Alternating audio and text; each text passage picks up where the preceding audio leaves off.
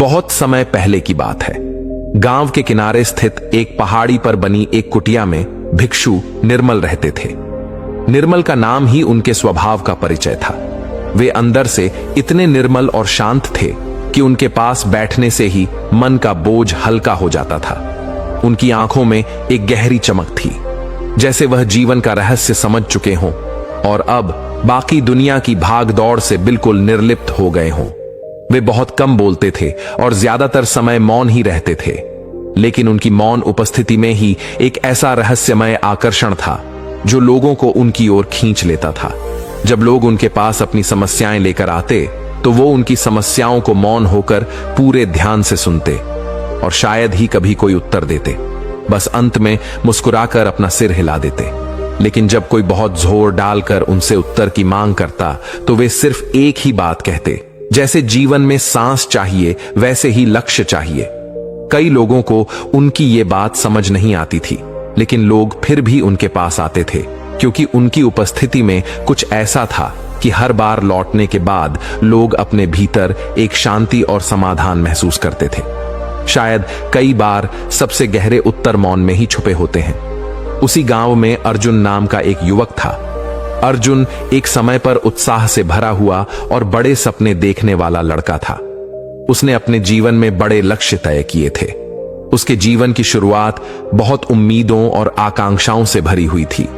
उसने एक अच्छा भविष्य बनाने का सपना देखा था, एक अच्छा जीवन जीने की योजना बनाई थी और उसे अपने दोस्तों और परिवार वालों का पूरा साथ भी था।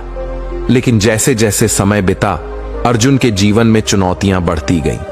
पहला झटका उसे तब लगा जब उसने कई जगह काम की तलाश की, खुद को योग्य साबित करने की कोशिश की, लेकिन बार बार असफलता का मुंह देखना पड़ा।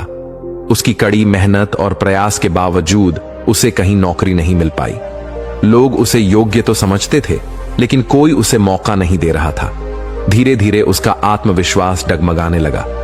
वह खुद से सवाल करने लगा, क्या मैं वास्तव में योग्य नहीं हूं? इस बीच उसकी व्यक्तिगत जिंदगी भी कठिनाइयों से घिर गई। एक समय था जब उसके दोस्त और परिवार वाले उसके साथ खड़े रहते थे, उसका सहारा बनते थे, लेकिन बार बार की असफलताओं ने उन्हें भी अर्जुन से दूर कर दिया। कुछ दोस्तों ने उससे दूरी बना ली, क्योंकि अब उसके पास दिखाने और बताने के लिए कोई सफलता की कहानी नहीं थी। परिवार भी धीरे धीरे उससे निराश होने लगा। उन्हें लगने लगा कि अर्जुन अब जीवन में कुछ नहीं कर पाएगा। वे उसके सामने तो कुछ नहीं कहते, लेकिन उनके चेहरे पर चिंता और निराशा साफ झलकने लगी थी। अर्जुन को महसूस हुआ कि अब उसका कोई नहीं है, ना दोस्त और ना परिवार। इन सारी मुश्किलों के बीच अर्जुन खुद को और ज्यादा अकेला महसूस करने लगा। उसकी उम्मीदें धीरे धीरे खत्म हो गईं। वह हर रोज अपने जीवन से हार मानने लगा। उसके मन में एक ही सवाल गूंजता रहता, अब आगे क्या? क्या मैं जीवन में कभी सफल हो पाऊंगा? उसका मन इस कदर निराश हो गया कि उसे कोई रास्ता नजर नहीं आ रहा था। उसकी नजर में सारी चीजें बिखर चुकी थीं। हर असफलता के बाद उसे लगता, शायद यह मेरी किस्मत में ही नहीं है, और यहीं से उसकी उम्मीदों का अंत हो गया। वह समझ नहीं पा रहा था कि कोई भी चीज उसके नियंत्रण में क्यों नहीं है। एक दिन जब उसके सारे रास्ते बंद हो चुके थे और उसे लगने लगा कि अब कोई भी उसे समझने वाला नहीं है, उसने गांव के कुछ लोगों से भिक्षु निर्मल की चर्चा सुनी।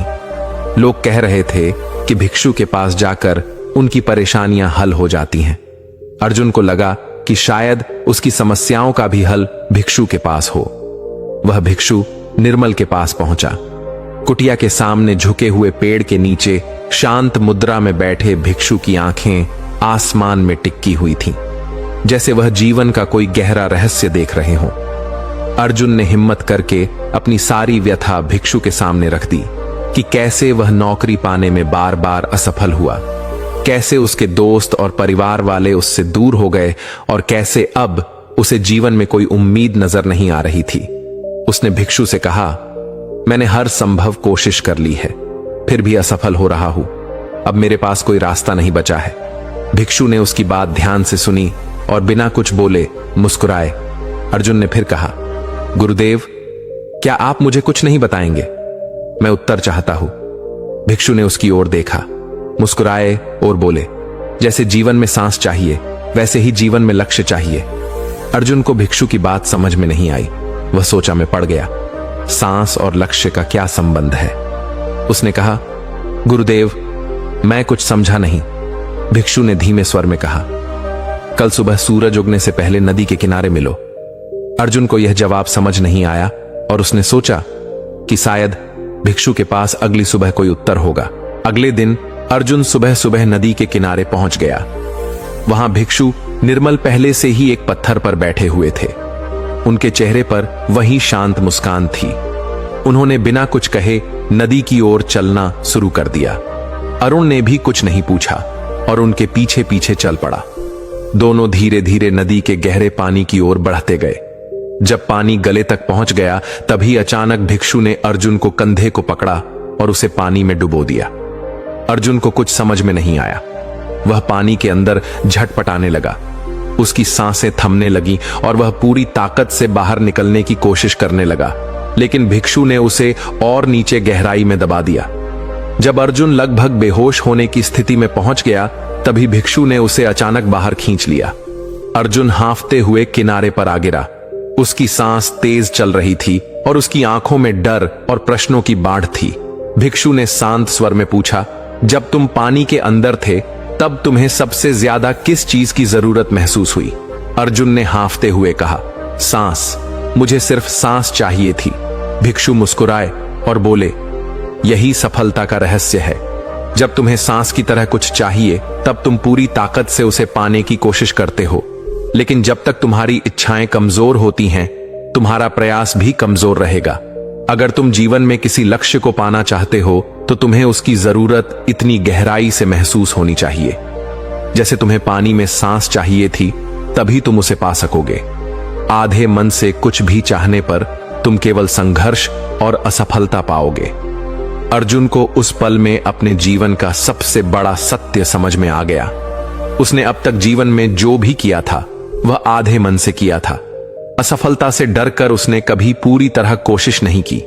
उसने माना कि वह जीवन में भाग्य या दूसरों को दोष देकर खुद से भागता रहा, लेकिन उसने सच्चा प्रयास कभी नहीं किया। असफलता से घबराकर उसने प्रयास आधे मन से शुरू किया और उसी तरह छोड़ भी दिया। लेकिन जब जीवन में कुछ पाने की इच्छा इतनी तीव्र हो जैसे डूबते समय सांस की होती है, तभी वह लक्ष्य प्राप्त होता है। अर्जुन के मन में एक और प्रश्न उठा। उसने भिक्षु से पूछा, लेकिन गुरुदेव, अगर मैं पूरी ताकत से भी कोशिश करूं फिर भी जीवन में असफलता तो मिल सकती है, तब मैं क्या करूं? भिक्षु ने हंसते हुए कहा, असफलता जीवन का हिस्सा है, लेकिन यह महत्वपूर्ण नहीं कि तुम असफल होते हो या सफल। महत्वपूर्ण यह है कि तुम हर असफलता को एक सीख की तरह देखो। अगर तुम असफल होते हो तो उसे अपनी यात्रा का हिस्सा मानो, ना कि उसका अंत। जब तुम जीवन के हर पल को पूरी जागरूकता और समर्पण से जीते हो, तब असफलता भी तुम्हारे लिए एक सबक बन जाती है, ना कि एक बाधा। भिक्षु के उपदेश ने अर्जुन को एक नई ऊर्जा दी। उसने ठान लिया कि वह अपने लक्ष्य के लिए उसी समर्पण के साथ प्रयास करेगा जैसे वह पानी से निकलने के लिए कर रहा था। अब उसने अपने ध्यान, समय और ऊर्जा को अपने लक्ष्य की दिशा में लगाना शुरू किया। वह अपने काम में पूरी तरह से समर्पित हो गया और हर असफलता को सीखने का मौका मानकर आगे बढ़ने लगा। उसने सबसे पहले अपने डर और कमजोरियों का सामना करना शुरू किया। वह उन कामों को सूचीबद्ध करने लगा जिसमें वह असफल रहा था। अर्जुन ने अपने सपनों की दिशा में अपना पहला कदम उठाया।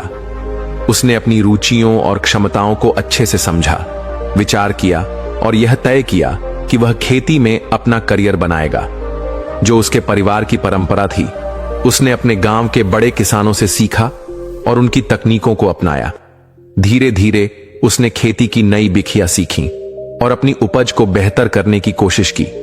इसके साथ ही उसने खुद पर नियंत्रण और अपने समय का प्रबंधन करना भी सीखा।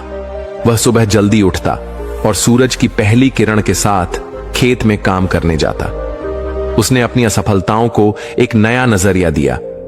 अब वे उन्हें सीखने के अवसर के रूप में देखने लगा और जब भी उसके जीवन में कोई कठिनाई आती, वह भिक्षु की बातें याद करता और अपने लक्ष्य की ओर बढ़ जाता।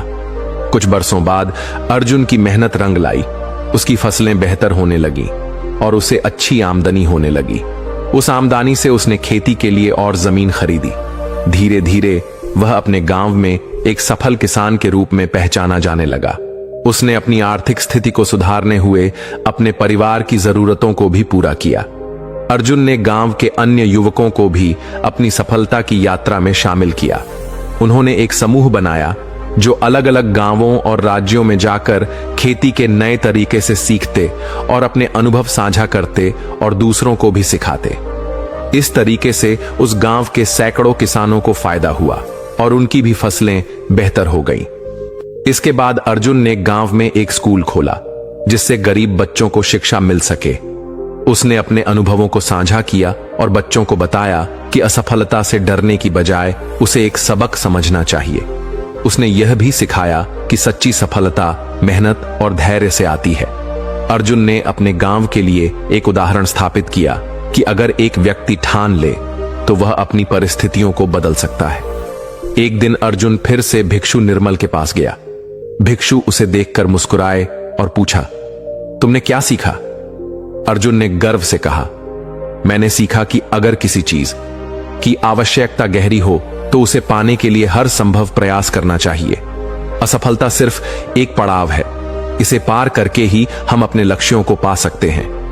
भिक्षु ने उसे आशीर्वाद दिया और कहा, तुमने अपने अनुभव से जो सीखा है वही सच्ची सफलता है। आगे बढ़ो और अपनी सफलता की कहानी बनाते रहो। इस प्रकार अर्जुन ने न केवल अपने जीवन को बदला बल्कि अपने गांव के लोगों के लिए प्रेरणा का स्रोत बन गया। उसकी कहानी इस बात का प्रमाण बन गई कि अगर हम सच्चे मन से मेहनत करें तो कोई भी लक्ष्य असंभव नहीं होता। इस यात्रा में अर्जुन ने यह समझ लिया था कि जीवन में केवल सफलता ही महत्वपूर्ण नहीं है, बल्कि उस सफलता को पाने के लिए जो प्रयास किए जाते हैं वे अधिक महत्वपूर्ण है। दोस्तों, इस कहानी की सीख यही है कि जीवन में जब तक हमारी इच्छाएं गहरी नहीं होती तब तक हम अधूरे प्रयास करते हैं। जब किसी चीज की जरूरत उतनी ही गहरी हो जितनी सांस की होती है, तब हम उसे पाने के लिए पूरी ताकत लगा देते हैं और सफलता प्राप्त करते हैं। दोस्तों, अगर यह वीडियो अच्छी लगी हो तो चैनल को सब्सक्राइब जरूर करें ताकि आपको नई कहानियों का अपडेट मिलता रहे।